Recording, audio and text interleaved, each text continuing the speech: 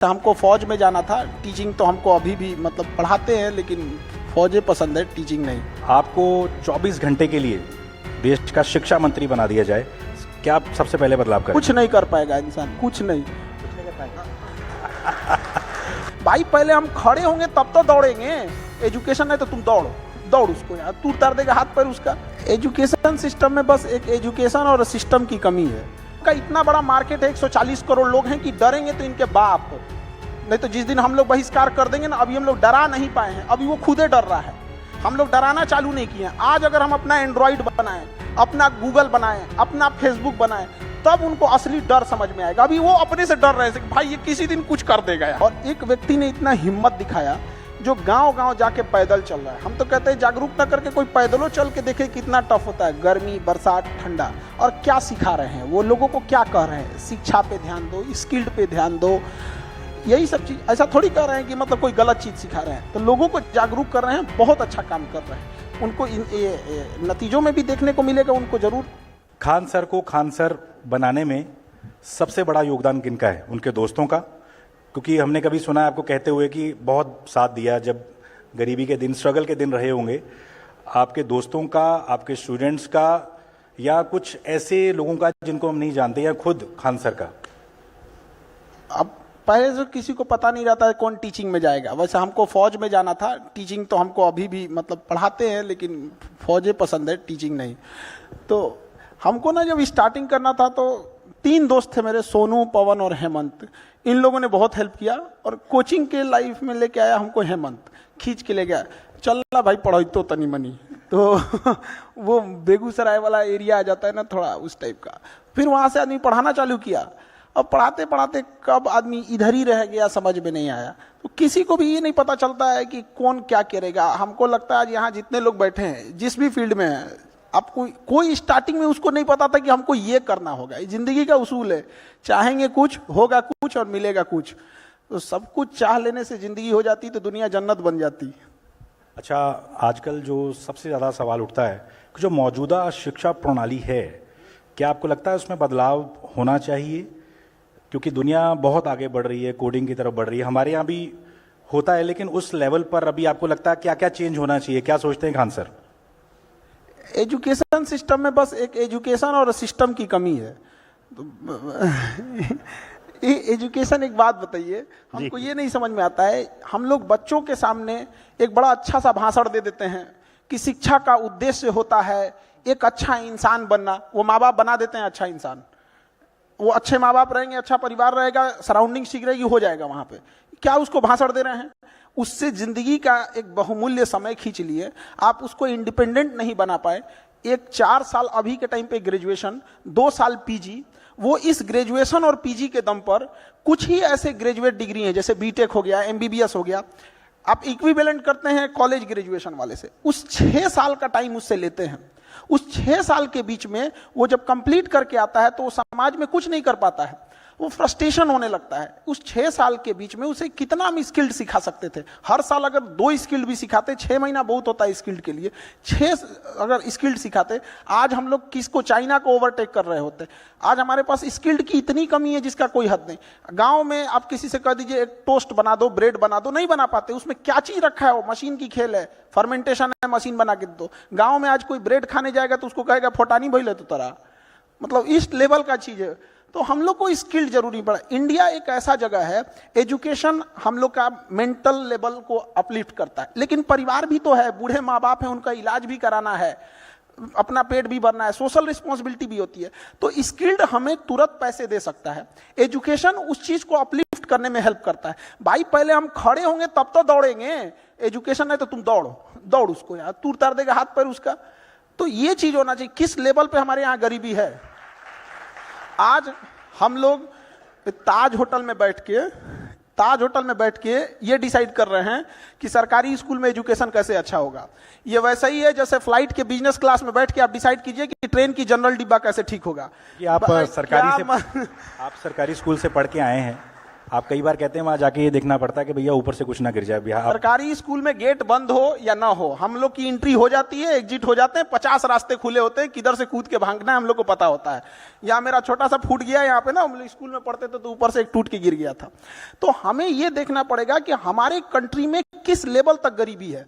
आप देखिए कि अगर गांव में कोई इंसान फल खरीद के ले जा रहा है ना, इट मीन्स या तो उसके घर कोई पूजा होगा या तो कोई बीमार पड़ा होगा, वो खाने के लिए नहीं ले जा रहा है, ये गरीबी है। और वहां हम लोग उसको कहेंगे एंटरप्रेन्योर बनो, अपनी कंपनी खड़ा करो, वो परिवार नहीं खड़ा कर पा रहा है, कंपनी खड़ा करेगा। और बढ़िया।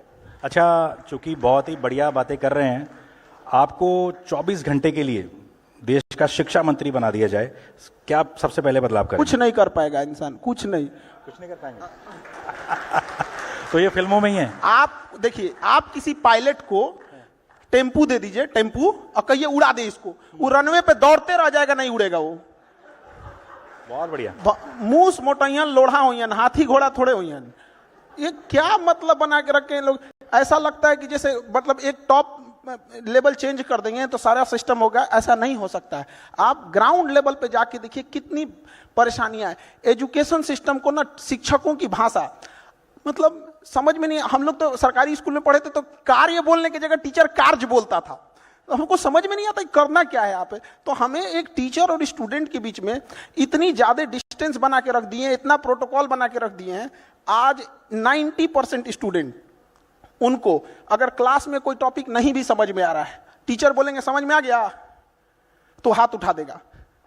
टीचर को पता होना चाहिए कि स्टूडेंट किस टॉपिक पे फंसेगा और किस टॉपिक पे नहीं फंसेगा।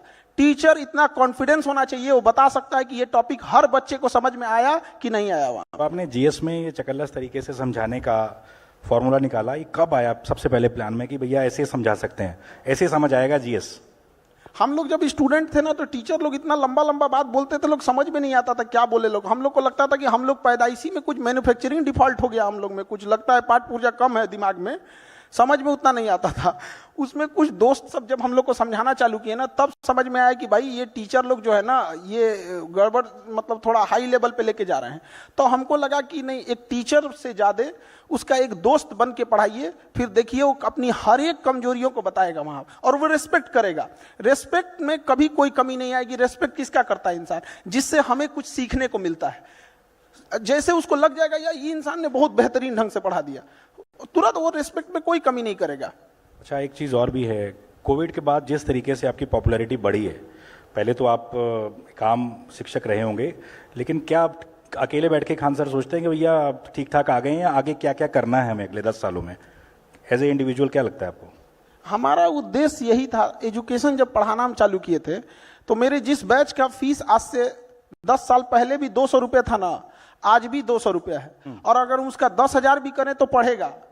लेकिन हम कहना क्या चाहते हैं कि देखिए, ईमानदारी का मतलब ये नहीं होता है कि आपको मौका नहीं मिल रहा है तो आप नहीं लूट पा रहे हैं।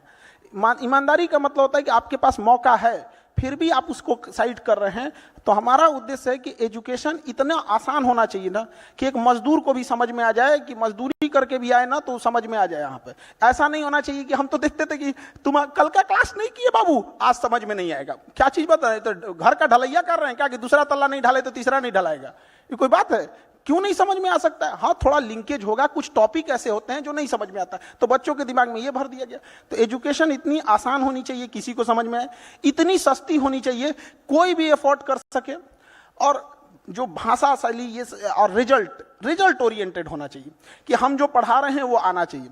अभी हाल ही में रिजल्ट ओरिएंटेड की बात बताते हैं। को बिहार में एक एग्जाम हुआ बीपीएससी, वो बिहार का सबसे बड़ा एग्जाम होता है, स्टेट पीसीएस होता है। इसलिए आपने काफी प्रोटेस्ट भी किया है। अभी तो प्रोटेस्ट चल ही रहा है, जब तक जीतेंगे नहीं तब तक प्रोटेस्ट चालू रहेगा। तो उसमें क्या हुआ, इतने क्वेश्चन आए कि इंक्वायरी बैठा दी गई हमारे ऊपर कि कहां से क्वेश्चन आ गया, जबकि वो क्वेश्चन हमने फ्री ऑफ कॉस्ट दिया था, 6 महीना पहले दे दिए थे। तो हम तो कभी कभी डर लगता है कि इतना भी क्वेश्चन ना आ जाए कि लोग हमारे ऊपर उंगली उठाने लग जाए। तो बस यही मेरा 3 उद्देश्य है, और एजुकेशन को एकदम सस्ता करना है। अब मेरे यहाँ जैसे बिहार है, वहां से हजारों की संख्या में बच्चे कोटा जाते थे, और कोटा में ना ऐसा हो गया था कि ये बच्चा आया है, लड़का या लड़की, कोई स्टूडेंट, निकाल, इससे पैसा निकालो, हॉस्टल मेस ये वो।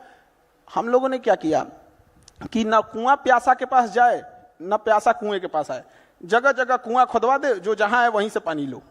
तो कोटा से जितने टीचर्स थे उन लोगों को हम लोगों ने पटना लाए, एफोर्डेबल बनाए, और आज वही फीस जो कोटा में 2.5 लाख 2 लाख थी, एग्जैक्ट वही टीचर्स हम लोग ने पटना में पढ़ा दिया। 2-3 हजार रुपये वो ऑनलाइन दे के पढ़ सकता है, यूपीएससी में भी वही कर सकता है। तो उद्देश्य यही है कि एजुकेशन आसान, सस्ती और समझ में आए सबको। आपके इतने अच्छे विचार हैं। एक बहुत पॉपुलर कोचिंग वाले थे ओझा जी, जो राजनीति में जा चुके हैं, तो क्या लगता है कि खुद जब अकेले बैठते हैं कि क्या मुझे राजनीति में आना चाहिए, क्योंकि आपका अपना फैसला होगा ये भविष्य में? हमको उस समय उतना इंटरेस्ट, आज इन्होंने मना कर दिया राजनीति में नहीं आएंगे। देख लोग से झगड़े रहता है अभी तो हमको, तो बिहार गवर्नमेंट में तो हमको पता नहीं, ऐसा लगता है कई नेता इन पे आरोप लगाते हैं कि भैया ये इसलिए कर रहे हैं कि राजनीति में आते हैं, लेकिन ये कह रहे हैं कि भैया नहीं आना चाहेंगे। तो ये क्लियर कर दिया आज इन्होंने, तो क्लियर कर दिया आपने। हमको ये नहीं समझ में आता, जो पूछ रहे होते हैं वो चाहते हैं कि हम लोग आ जाएं या डरते हैं कि ना आए। और इतना तो हम जरूर कहते हैं कि हम लोग को इधर कोई इंटरेस्ट वगैरह नहीं है, और ये कोई राजनीति में जाता है तो छुपके से नहीं जाता है। लेकिन जो अभी के टाइम पे हैं, एट प्रेजेंट जिस तरह से चल रहे हैं, उन लोगों से कहते हैं, रिक्वेस्ट करते हैं कि आप अच्छे से काम करो, वरना किसी दिन ये पढ़े लिखे लोग अगर उधर घूम गए ना, तो उन लोग का हाल, वर्तमान नेताओं का हाल वही हो जाएगा जो नोकिया मोबाइल का हुआ था, वो टकटकाते रहेंगे वो सांप वाला गेम खेलते खेलते से। बहुत बढ़िया। तो एक फिल्म आई है छावा, पता नहीं आपने देखी है कि नहीं? फिल्म में हमको इतना इंटरेस्ट नहीं है, क्योंकि टीचर है, नहीं देखी है। एक सवाल उठता है, लगातार उठता रहता है कि भैया जितनी जगह मुगलों को, अकबर को या इन राजाओं को मिली, उतनी महाराणा प्रताप को नहीं मिली। आपको क्या लगता है? आप एक शिक्षक हैं, क्या राय रखते हैं इस पे आप अपनी? ना, हम लोग तो पढ़ाते हैं और हम लोग प्रॉपर रिस्पेक्ट दे के पढ़ाते हैं, ऐसा नहीं है कि नहीं पढ़ाते हैं। प्रॉब्लम थोड़ा सा क्या आता है कि एक रिस्पेक्ट का और जो सिलेबस का बड़ा हिस्सा होना चाहिए वो तो उनको मिलना चाहिए, इस बात पे हम कहते हैं। इंडिया में क्या हुआ था ना कि जो इंटरनल राजा थे उनका ना डिवाइडेशन इतना ज्यादा हो गया था कि महाराष्ट्र के क्षेत्र में ये, आप देखिए हर्षवर्धन के मरने के बाद पूरे भारत को कंट्रोल करने के लिए आपको राजा नहीं मिलेगा। तो जैसे महाराणा प्रताप और राजस्थान के जो शासक थे, उनका योगदान इतिहास में उन्हें जगह नहीं मिलता है, ये दुखद है। लेकिन हम आपको बताते हैं कि मोहम्मद बिन कासिम के आक्रमण के 500 साल बाद तक और राजस्थान के शासकों ने, छतरानियों ने 500 साल तक किसी विदेशी आक्रमणकारी को घुसने नहीं दिया। और जब उनका किला गिरा, राजस्थान के शासकों का किला गिरा, अगले 100 साल में पूरे भारत पे कब्जा हो गया। इतने बहादुर थे वो लोग, तो उनको रिस्पेक्ट तो मिलना चाहिए। तो हम लोग कई बार ना चीजों को कम बड़ी बात बोली आपने, उनकी आज जो वो लोग भले भगवान नहीं है, ये बात हम मानते हैं कि वो लोग भले भगवान नहीं है, लेकिन उनके कुर्बानी का नतीजा है जो भगवान बचे हुए हैं लोग। आप जैसे कोटा की भी बात कर रहे थे, बच्चे तैयारी करते हैं पेपर की, खूब मन लगा के तैयारी करते हैं, पेपर देते हैं, पास भी कर लेते हैं, फिर खबर आती है जी पेपर लीक हो गया या भर्ती रद्द हो गई। चूंकि आप अभी प्रोटेस्ट भी कर रहे हैं, तो आपको क्या लगता है कि ऐसे बच्चों के साथ कैसे इंसाफ हो सकता है? कई साल उनके खराब हो जाते हैं। क्या लगता है एज ए शिक्षक खान सर को? ये ना सबसे खराब चीज है एजुकेशन में, एजुकेशन सिस्टम का इसको कह दीजिए तो कैंसर है। पेपर का ये जो लीक होना, भर्ती रद्द होना, मतलब आप एक स्टूडेंट की मनोभाव तो हम लोग का अंदाजा आप ऐसे लगाइए कि हम लोग फ्रस्ट्रेट हो जाते हैं कि क्या मन से पढ़ाएं, हम लोग खुशी मनाएं कि पेपर लीक हो गया। जैसे अभी एग्जाम में बीपीएससी में हुआ था, और अभी तो हम लोग सोच रहे हैं कि आज बताएंगे कि देखो बच्चों ये पढ़ाए थे, पेज नंबर इतना पे ये आया, तब तक शाम में खबर आ रही है कि पेपर लीक हो गया। अब हम लोग को ये समझ में नहीं आए कि पेपर हम लोग पढ़ाएं, इसकी तारीफ करें कि जिन्होंने पेपर लीक कराया उसको बैठ के गरियाएं। तो हम लोग अब उसको प्रोटेस्ट कर रहे हैं। लोग, हमारे पटना में एक जगह है गर्दनी बाग, वहाँ टेंट डाल दिया गया है और वहीं पे नियम है कि यहीं बैठ के गरियाना है आप लोग को। तो वहीं बैठ के हम लोग 2 महीना से 3 महीना से उसको कोस रहे हैं लोग कि भाई तो पेपर लीक काहे करा दिया वहाँ पे। अभी तक कोई नहीं सुन रहा है, मामला सब जुडिस है। नीट में देखिए, एनटीए नीट में इतनी गड़बड़ी चीज है कि बाहर में आप एमबीबीएस कीजिएगा तो 2 करोड़ 1.5 करोड़, कहीं कहीं 3-3 करोड़, और सरकारी में कीजिएगा तो फ्री। इतना ज्यादा डिफरेंस क्यों हो जाता है? तो अब 2 करोड़ लगा के कोई डॉक्टर बनेगा तो उसको दिख रहा है कि सामने वाला मरीज को डेंगू है, लेकिन कहेगा कि 2 करोड़ रुपया लगाएं, रुक तो बताते हैं 500 का जांच करके लाओ, तो उसको दिख रहा है कि डेंगू है, लेकिन वो जांच कराएगा 500 का। तो ये चीजें क्या है ना कि एक जगह से जब गड़बड़ होती है तो हर जगह गड़बड़ हो जाती है। तो इसके लिए ना ये जांच से कुछ नहीं होता है। हम तो सीधे कहते हैं कि बैठाए पूरी मीडिया के सामने, पोलियोग्राफिक टेस्ट और नार्को टेस्ट कराए, और जो गड़बड़ पाए बम से उड़ा दे। बहुत बड़ी चीज बोली। अच्छा, प्रधानमंत्री मोदी परीक्षा पे चर्चा करते हैं। आजकल देखने को मिला कि बच्चों में तनाव बहुत ज़्यादा हो जा रहा है। सोशल मीडिया का ज़माना, एक दूसरे से कंपैरिजन करते हैं पेरेंट्स। ऐसे पेरेंट्स को क्या कहना चाहेंगे जो बच्चों पे अत्यधिक दबाव बनाते हैं, जिनके चलते बच्चे प्रेशर में आ जाते हैं? आपके पास ऐसे कई हज़ारों बच्चे आते होंगे, बताइए ज़रा। देखिए, प्रेशर बनाने से नहीं होता, ऐसे पेरेंट्स को भी कहते हैं। आप अपने घोड़ा को अगर मान के चलिए रेस लगाना है, घोड़ा पाला है कोई, तो उसको खिलाइए पिलाइए अच्छा से, कि बिना खिलाए पिलाए रेस में लाए मार डंटा मार रहे हो, क्या दौड़ेगा? उसको दौड़ने से पहले उसका ख्याल तो रखिए। उसी तरह आपके बच्चे हैं, आप एक बार कॉपी खोल के नहीं देखे कि वो क्या पढ़ा है।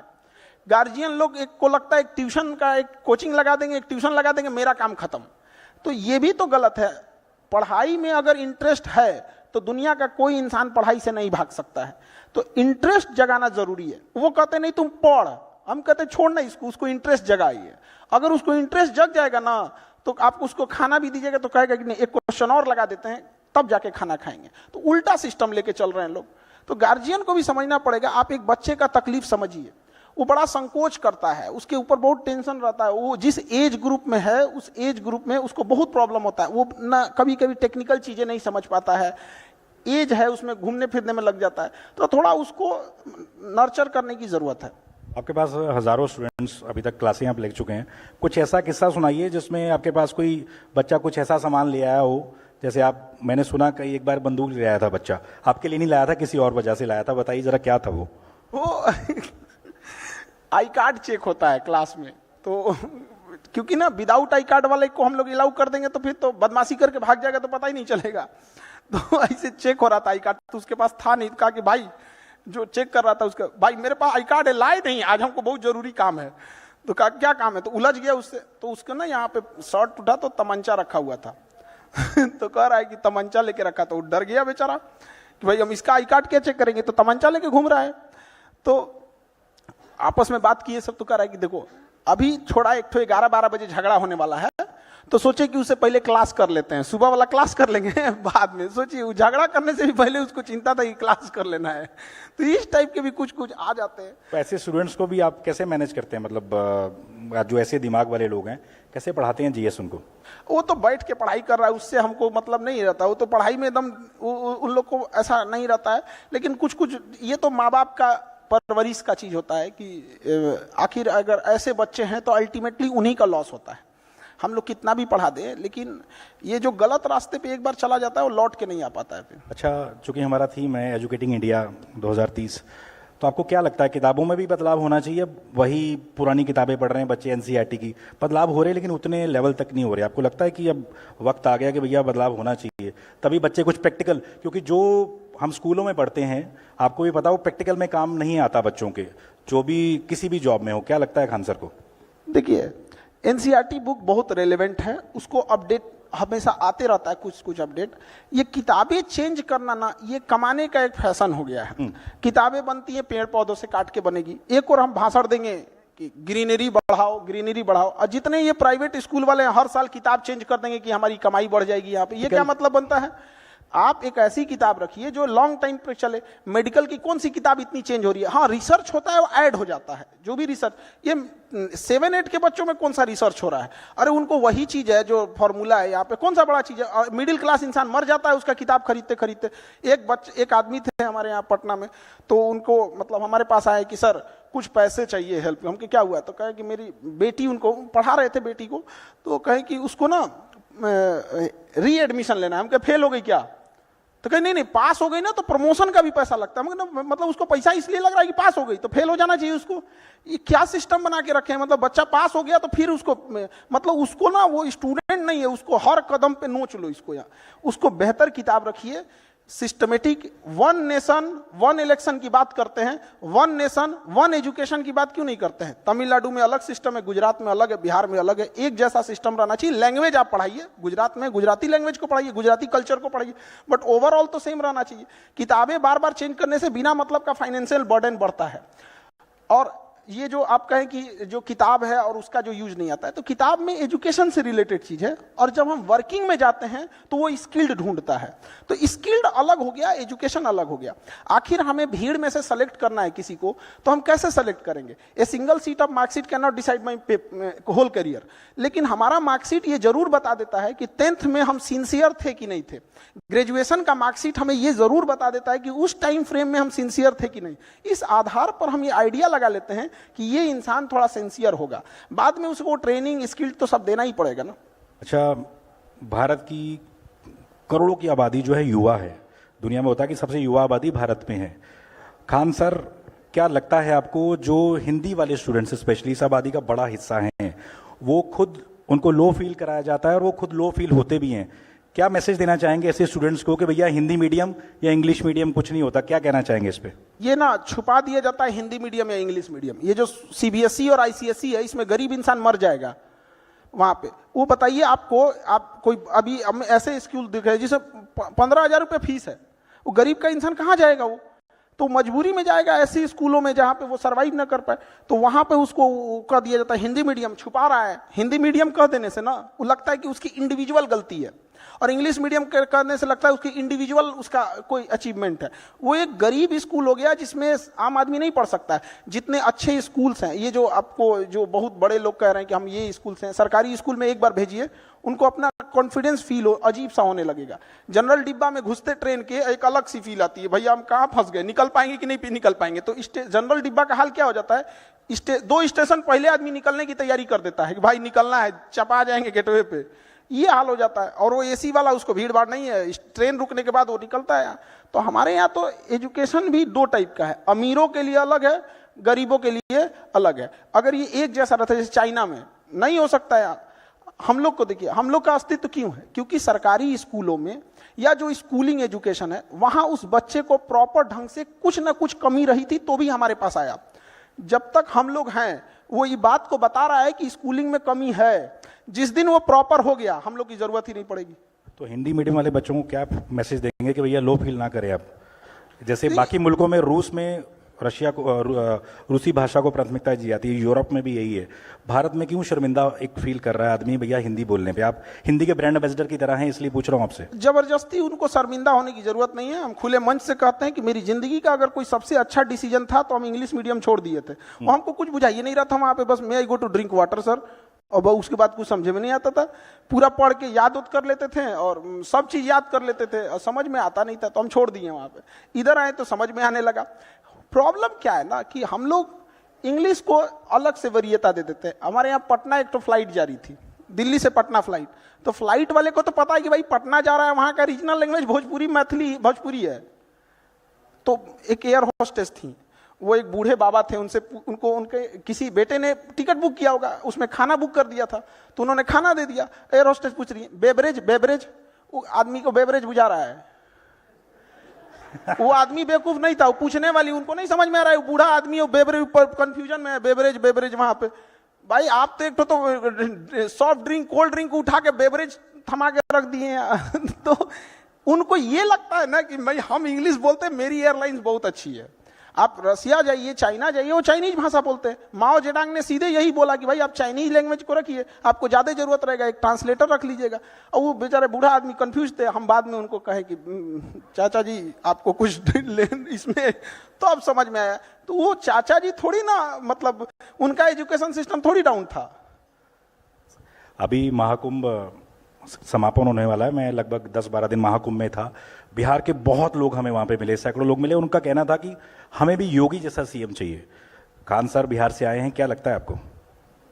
अब ये तो लोकतंत्र है, सबका डिसीजन है। वो इस बार कुंभ का मैंने इतने ज्यादा क्राउड गए थे लोग वहां पर, तो क्राउड ओवर क्राउड हो जाने की वजह से 2-4 मिस यहाँ पे घटना जो हो गई यहाँ पे, उसके बाद वीवीआईपी कल्चर को जैसे खत्म किया गया, सारी चीजें ऑन द स्पॉट आ गई यहाँ पर। तो अपना वहां का मैनेजमेंट है, और हर स्टेट का अपना अपना अलग मैनेजमेंट है। अब जैसे कोई जरूरी नहीं कि सब जगह का एक ही जैसा हो जाएगी, लेकिन ये एक चीज है कि योगी जी में जो स्टिक ऑफ लॉ है कि भाई अगर गड़बड़ी करेंगे तो भाई मीडिया रहे चाहे कुछ रहे, कुछ भी हो सकता है। तो ये वाला चीज ना लोगों को थोड़ा सा प्रभावित जरूर करता है। लॉ एंड ऑर्डर पे जो आप कह रहे हैं वो काम बिल्कुल, लॉ एंड ऑर्डर तो जरूरी है ना। किसी को अब डर ही लगने लगेगा तो काम कहां से कर पाएगा। सिक्योरिटी बहुत जरूरी है, रेलवे इंफ्रास्ट्रक्चर बहुत जरूरी। हम लोग क्या देखते हैं, अगर कोई इंसान बीमार पड़ा है तो क्या चेक करते हैं, उसका ब्लड टेस्ट कर लिए, यूरिन टेस्ट कर दिए, ईसीजी कर दिए, तभी ना आदमी पता करता है कि इसको क्या प्रॉब्लम है। किसी स्टेट को देखना है, लॉ एंड ऑर्डर देख लीजिए, पुलिस कितनी हेल्पफुल है, सड़कें कितनी अच्छी हैं। अब जैसे कहते हैं लोग कौन सा राज्य विकास होगा, जिस राज्य में आप 1 घंटे में 100 किलोमीटर डिस्टेंस नहीं तय कर सकते हैं, कभी विकास नहीं होगा उस जगह का। अब चाहे जितनो चिल्लाते रहिए, आपको क्या लगता है साइकिल से विकास करने वाले एंटरप्रेन्योर घूमेंगे? बिल गेट्स आएगा टेम्पू पे बैठ के। बहुत बढ़िया। चलिए, क्योंकि जनता की पुरजोर मांग थी कि रैपिड फायर भी किया जाए खान सर से, क्योंकि इनकी बातें जो हैं किसी को बोर नहीं कर सकती, भले 1 घंटा बोलते रहे। बिहार में कुछ महीनों में चुनाव है, अगला सीएम किसको देखते हैं, नीतीश, तेजस्वी या प्रशांत किशोर? देखिए, ये पॉलिटिकल क्वेश्चन आप हम लोग से काहे पूछते हैं? ये अब मेरे देखने से, अपने से सोच के देखिए, मेरा देखने से कोई सीएम नहीं बन सकता। मेरा एक इंडिविजुअल सिंगल वोट है। इसको बदल देते हैं, सबसे पॉपुलर कौन आपको लगता है इन सब में? सबसे पॉपुलर या आपका फेवरेट नेता कौन है? नीतीश कुमार, प्रशांत किशोर? काफी मेहनत कर रहे हैं आजकल। सबकी अलग अलग रिस्पॉन्सिबिलिटी है। देखिए, नीतीश कुमार को जिस हालत में बिहार मिला था ना, गढ़ा में मिला था, गढ़ा में, जिसपे कोई बिल्डिंग नहीं बना सकता है। पहले उसको आप जैसे एक जमीन खरीदिए, कोई समतल जमीन खरीदिए, कोई गड्ढा में का खरीदिए, समतल वाला तुरंत बिल्डिंग बना देगा। तो उत्तर प्रदेश एक समतल जमीन थी, फटाफट काम होने लगा। और बिहार गढ़ा में मिला था, तो उन्होंने इस इंफ्रास्ट्रक्चर, बिजली, लॉ एंड ऑर्डर, सोशल, इसको सुधारते सुधारते परेशान हो गए। लालू यादव को जब मिला था ना, तो ऐसा स्थिति में बिहार मिला था कि कुछ ऐसे जगह थे जहां पूरे गांव के बाहर 1-2 आदमी लाठी लेके खड़ा हो जाता था, कहता था कि तोरा वोट डालने नहीं जाना है, पूरा गांव अंदर रह जाता था। वो इंसान इंटरप्रेन्योर से देखेंगे तो हर इंसान का चैलेंज अलग अलग है। जिनको जहां मिला, वही उन लालू यादव को रेलवे मिला, रेलवे को फायदा में दिखा दिए। अब लोगों ने कहा कि कबाड़ बेच दिए। दुनिया के कौन आदमी कबाड़ घरे में रखता है? ये बड़ा तो अच्छे ना किए। खान सर ने बड़ा स्मार्टली लालू जी की भी तारीफ कर दी और नीतीश जी को भी खुश कर दिया, क्योंकि बिहार में दुकान चलानी है भैया। चलिए, इसके बाद आगे बढ़ते हैं। खान सर की टीचिंग फिलॉसफी, एक शब्द में आप जो टीचिंग कराते हैं उसको अगर क्लास में बैठ के उसको समझ में नहीं आया तो स्टूडेंट की गलती नहीं, टीचर की गलती है। बहुत बढ़िया, बहुत बढ़िया। अच्छा, चूंकि आपने कई दोस्तों का नाम लिया अपना शुरू में, लड़कपन के दिनों में कोई याद आपको, कोई याद हो कि भैया ये किया था, वो किया था? हर किसी ने कुछ ना कुछ किया रहता है। बचपन में तो हम लोग के टाइम पे मोबाइल वोबाइल था नहीं, तो दिन भर तो आदमी बदमाशी करता था उसमें। अब याद के डेली एक तो नया नया कहानी रहता था बचपन में, कौन ध्यान रहता है इतना। मतलब बचपन में तो हमको लगता है कि जिस आंधी में मौसम विभाग चेतावनी जारी करता था कि घर से ना निकलिए, उस आंधी में हम लोग टिकोरा बीनने जाते थे। आम का जो छोटा वाला आम होता है ना, उसको टिकोरा बोला जाता है हमारे यहाँ, तो उसमें हम लोग तो बचपन में तो आदमी बदमाशी करते रहता था। अच्छा, आप टीचर ना होते तो क्या होते?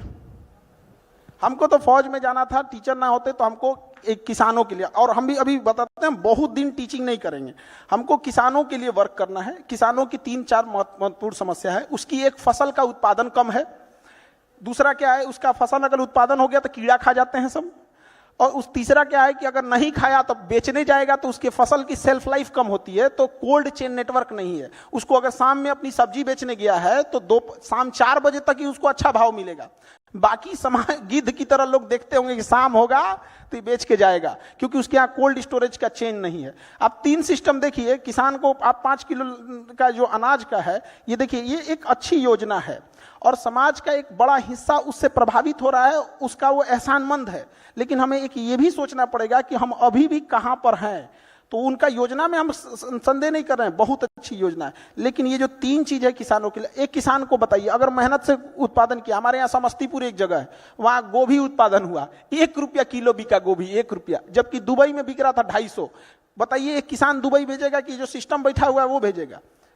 तो क्या मतलब बनता है? वो ट्रैक्टर चला दिया, 1 रुपया किलो गोभी। अभी बहुत सारे लोग पूछेंगे, क्योंकि आप लोग दिल्ली में बैठे हैं, आप लोग को आइडिया नहीं लगेगा 1 रुपया किलो भी गोभी हो सकता है क्या। वहां ट्रैक्टर चला दिया समस्तीपुर में। तो बहुत समस्या, आप कभी उसके ऊपर देख के देखिए। इस देश में सबसे ज्यादा अगर किसी के पास कलेजा और बहादुर है सब ना, तो इस देश के किसान हैं सब। यहाँ हम लोग का ना एक मोबाइल छूट जाएगा ना तो धक धक होने लगा, कहाँ मोबाइल हुआ छूट गया। वो 6 महीने तक अपनी फसल पूरे खेत में छोड़ के आता है, कभी आग लग जाता है, कभी कुछ हो जाता है, कभी कुछ हो जाता है, कोई उसको पूछने वाला नहीं होता है। तो जब तक इस देश में किसान और महिलाओं का उत्थान नहीं करेंगे, कहां से आगे बढ़ेगा। आपने मोबाइल की बात की, देश के करोड़ों युवा जो रील पर सारा दिन फील करते रहते हैं, उनको क्या मैसेज देंगे? कितना टाइम वेस्ट कर रहे हैं अपना वो लोग? रील देखने से अच्छा है अपनी काम की चीजें देखिए। अगर आपको 2 घंटा मोबाइल चलाना है तो 2 घंटा की जगह 3 घंटा चलाओ, लेकिन आप स्पेसिफिक देखो। अगर आपको कोई मूवी देखनी है तो मूवी देखो। ये रील का मतलब क्या हो गया, अजनबी से मिलते जा रहा है, उसको खुद नहीं पता है कि इसके नीचे क्या करके स्क्रॉल करके आएगा, तो वो उससे कोई उसका याद नहीं होगा। जितनी छोटी छोटी चीजों को हम देखेंगे हमारी मेमोरी कमजोर होते जाएगी। तो ये इसके मेमोरी पे चीजों पे बहुत ज्यादा हो रहा है, क्योंकि रील देखने के बाद ना हम उसे रिकॉल नहीं कर पाते। मेमोरी तेज कैसे होता है, जब हम किसी चीजों को बार बार रिकॉल करते हैं। तो अगर उस रील की जगह मूवी भी देख लेगा ना तो उसको रिकॉल आएगा, कोई डायलॉग याद आएगा, कोई इमोशनल सीन, कोई गाना, कुछ ना कुछ याद आएगा। रील में उसको कुछ नहीं याद आता है। आप ऐसे समझिए कि हमारा दिमाग कितना शॉर्ट कर दिया है ये सोशल मीडिया ने, कि 20 सेकंड के रील पे भी ना ऊपर लिखा होता है वेट फॉर इंड। 20 सेकंड के रीलवा पे लिखा है इंड के लिए इंतजार करो। बाप रे बाप। अच्छा, काफी लोगों का सवाल था कि हजारों स्टूडेंट्स आपसे करंट अफेयर पढ़ते हैं, खान सर अपडेट होने के लिए क्या क्या पढ़ते हैं? वो कोई एक सोर्स से हम लोग नहीं पढ़ सकते हैं, कहीं कहीं जहां जहां से मिल जाता है आदमी वहां से उठा के पढ़ लिया। जैसे अमेरिका के बारे में पढ़ना है तो हम इंडियन न्यूज को पढ़ेंगे तो वो इंडियन एस्पेक्ट्स में दिखाएगा, बट वही अगर हम गार्जियन न्यूयॉर्क टाइम्स देख लेंगे तो वहां के हिसाब से दिखाएगा। और धीरे धीरे चीजें आदत हो जाती है। न्यूज में होता क्या चीज है, मतलब एक मेन चीज होती है, उसको घुमा फिरा के होते रहता है। अच्छा, कोई एक चीज जो आपको लगता है आज के स्टूडेंट्स को पता होनी ही चाहिए, कोई एक चीज? बहुत चीज पता होना चाहिए, एक चीज से क्या चीज हो जाएगा उसका। लेकिन हाँ, एक चीज मतलब हम ये जरूर कहेंगे कि जो स्टूडेंट के अंदर ये चीज होती है ना कि हम इसको बाद में पढ़ लेंगे, बाद में रिवीजन कर लेंगे, हम अच्छे से इसे फेयर कर लेंगे, टाइम टेबल बना देंगे, इस सबको बहुत दिक्कत होने वाला आगे जाके। अभी नहीं तो कभी नहीं है।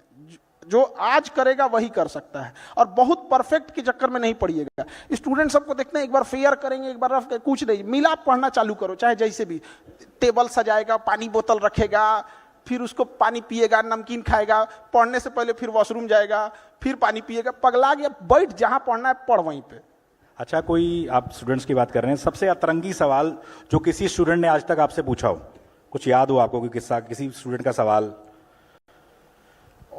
डेली 2-4 अतरंगी आते ही रहता है सब यहाँ पे। फिलहाल क्या बताइए? एक बार हम ज्योग्राफी पढ़ा रहे थे, नर्मदा नदी, गंगा नदी, तो एक स्टूडेंट आया, कहा कि सर इन नर्मदा नदी 2 नदी है क्या? हम कहे नहीं तो। कहते सर नाम देखिए ना, नर और मादा। हम कह रहे भाई साहब तू पागल कर देगा अभी 1-2 दिन पहले। तो हमेशा कुछ ना कुछ इस टाइप का आते रहेंगे। अच्छा, खान सर सबको डर लगता है, आपका सबसे बड़ा डर क्या है? किसी चीज से डर लगता है खान सर को? अलग अलग फील्ड में डर होता है, जैसे एक कोई चीज का डर नहीं होता। जैसे मान के चलिए एजुकेशन में एक चीज का ये लगता है कि जिस हिसाब से धांधली हो रही है, सीटों का कहां से कहां सीट कौन किसको बेच दिया जाएगा, तो डर इस बात का लगता है कि उन बच्चों का क्या होगा। हम तो यहाँ लड़ते रह गए कि भाई वो होगा, अब यहाँ पे जिसको कंट्रोल करना है वो कंट्रोल ही नहीं कर रहा है। हम तो इसी भरोसे बैठे हैं कि बीपीएससी हो जाए, यूपीएससी हो जाए, एसएससी हो, रेलवे हो, एनटीए हो, ये सीटों को रिजर्व रखे, मजबूती से रखे, और हम बच्चों को पढ़ाएंगे और ये लोग करेंगे। अब पता चला हम यहाँ बच्चों को पढ़ाते हैं, इधर धांधी हो जाते, मैं किसके लिए सजू, मेरा पिया आनहर है। अच्छा, 10 साल बाद खान सर, तालियां बज रही हैं अभी। अच्छा, 10 साल बाद खान सर खुद को कहाँ देखते हैं? क्या क्या सपना है आपका जो आप सच करना चाहते हैं? हम लोग प्रेजेंट में जीते हैं, 10 साल बाद जिंदगी कहाँ होगी आज से 10 साल पहले किसी को नहीं पता था 2015 में कि 2025 में क्या हो जाएगा। तो बहुत ज्यादा का प्रोजेक्शन नहीं होना चाहिए। हमको बस इतना लगता है कि हाँ, इतना जरूर कहना चाहते हैं कि एजुकेशन आज से 10 साल बाद भी कोई ये बात जरूर याद रखेगा कि कोई इंसान था जिसने एजुकेशन के लिए हमेशा के लिए लड़ते रह गए, चाहे जितना बड़ा ऑफर हो जाए, चाहे कुछ भी हो जाए, एजुकेशन के लिए हमेशा बच्चों के लिए लड़े थे। आज भी गवर्नमेंट से लड़ना कितना टफ होता है तो आप लोग को तो यहाँ देखते होंगे, वहां पे बच्चों के लिए तो लड़ते लड़ते आदमी तो हमेशा उन्हीं के लिए रहेगा। अच्छा, आपको लगता है कि भारत को जो रिस्पेक्ट अब दी जा रही है पहले नहीं मिलती थी? चूंकि आप टीचर हैं, क्या लगता है कि दुनिया में अब ज्यादा भारतीय पासपोर्ट की धाक बढ़ी है पहले से? पासपोर्ट का तो उतना नहीं कर सकते। एक चीज हम लोग को समझना पड़ेगा, ये जो अंग्रेज है सब ना, या दुनिया जो भी है, तो ये हम लोग का इतना बड़ा मार्केट है, 140 करोड़ लोग हैं कि डरेंगे तो इनके बाप। नहीं तो जिस दिन हम लोग बहिष्कार कर देंगे ना, अभी हम लोग डरा नहीं पाए हैं, अभी वो खुदे डर रहा है। हम लोग डराना चालू नहीं किए हैं। आज अगर हम अपना एंड्रॉइड बनाएं, अपना गूगल बनाएं, अपना फेसबुक बनाएं, तब उनको असली डर समझ में आएगा। अभी वो अपने से डर रहे थे कि भाई ये किसी दिन कुछ कर देगा यहाँ। और दूसरी बात कि भारत का जो छवि बढ़ा है वो ऑब्वियस भी बात बढ़ा है, लेकिन एक चीज और गौर करना पड़ेगा। आज से 10 साल पहले, 15 साल पहले किसी के पास इतना मोबाइल नहीं था जिसे पता चले कि रूस में प्रधानमंत्री का कैसे स्वागत हुआ, कैसे नहीं हुआ। तो अभी जागरूकता बढ़ गई है। आज मोदी जी लैंड करते हैं तो दिख जाता है मोदी जी लैंड किए, उनको बस सैल्यूट दिया जाता है, दिख जाता है। लेकिन जब वही गुजराल साहब थे, अटल बिहारी वाजपेयी साहब थे, तो रिस्पेक्ट उनकी भी थी। वह व्यक्ति था जिसने अमेरिका के प्रधानमंत्री का फोन उठाने से पहले G20 भारत में अभी हो रहा है, G20 तब नहीं हुआ था। हाँ, G20 बहुत अच्छे से हम लोगों ने हैंडल किया। तो ऑब्वियस बात है कि हम लोग का ना फॉरेन पॉलिसी में बढ़ा है, बट थोड़ा सा गड़बड़ कहाँ हुआ है, आस पड़ोस में। आस पड़ोस में ये गड़बड़ हो गया ना कि हम लोग की छवि अलग टाइप की बनती गई है। थोड़ा जैसे बांग्लादेश, श्रीलंका, मालदीव, नेपाल, इलायची दाना बराबर देश हम लोग को, मतलब वो श्रीलंका, वो जिसके पास वो अपना जहाज नहीं था, वो मालदीव के पास अपना जहाज नहीं था, उसके प्रधानमंत्री को आने के बाद वो धमकी दे रहा है हम लोग को। तो ये चीजें नहीं होनी चाहिए। अभी जो बाद में माफी भी मांग लिया उन्होंने, तो ये तो पूरा बर्बाद करके मारा। ये तो हम देश की बात कर रहे हैं।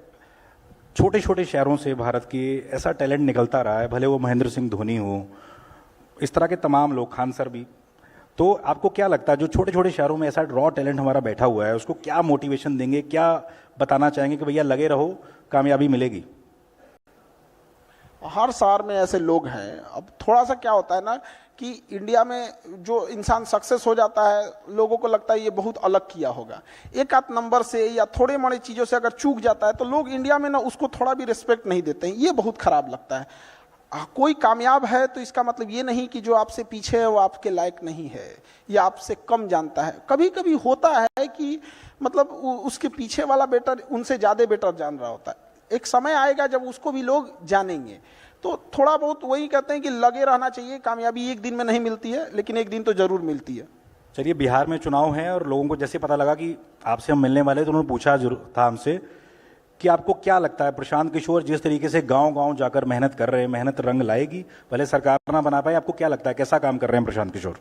लोगों को जागरूक करना ये बहुत अच्छी चीज है। और एक व्यक्ति ने इतना हिम्मत दिखाया जो गांव गांव जाके पैदल चल रहा है। हम तो कहते हैं जागरूक ना करके कोई पैदलों चल के देखे कितना टफ होता है, गर्मी, बरसात, ठंडा। और क्या सिखा रहे हैं वो, लोगों को क्या कह रहे हैं, शिक्षा पे ध्यान दो, स्किल्ड पे ध्यान दो, यही सब चीज। ऐसा थोड़ी कह रहे हैं कि मतलब कोई गलत चीज सिखा रहे हैं। तो लोगों को जागरूक कर रहे हैं, बहुत अच्छा काम कर रहे हैं। उनको नतीजों में भी देखने को मिलेगा, उनको जरूर। अच्छा, कल को कहेंगे भैया खान सर जुड़ जाओ हमारे साथ।